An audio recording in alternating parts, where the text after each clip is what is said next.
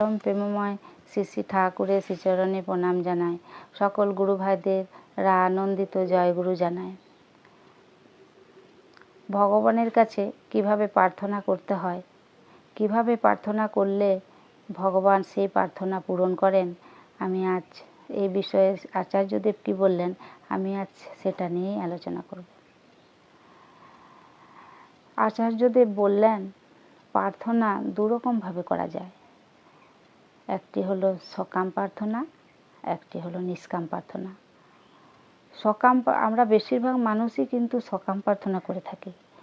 সকাম প্রার্থনা কি? সকাম প্রার্থনা হলো আমরা সব সময় নিজের জন্য চাই, ঠাকুরের কাছে সব সময় নিজের জন্য চাই। সব সময় বলি, ঠাকুর আমার ছেলের যেন ভালো চাকরি হয়, আমার মেয়ের যেন ভালো বিয়ে হয়, আমার স্বামী যেন ভালো থাকে, সব সময় মানে নিজের জন্য চাই। এটাকে সকাম প্রার্থনা বলে। এরকম প্রার্থনা ঠাকুর পূরণ করেন না। 100টার মধ্যে হয়তো একটা পূরণ হতে পারে।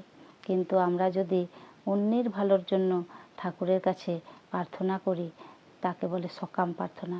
যেমন ওনার ছেলের ভালো কাজ হোক, ওনার মেয়ে ভালো চাকরি হোক, এইভাবে অন্যের জন্য যদি আমরা ঠাকুরের কাছে প্রার্থনা জানাই, সেই প্রার্থনা ঠাকুর 100টার মধ্যে 100টাই পূরণ করেন।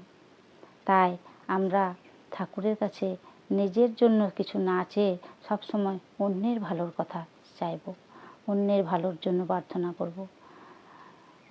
এরকম প্রার্থনা উনি পূরণ করেন। তাই আমরা অন্যের মঙ্গলের জন্য প্রার্থনা করব। এইভাবে যদি আমরা চলতে পারি, তাহলে আমরা সকলেই ভালো থাকব। বন্দে পুরুষোত্তম।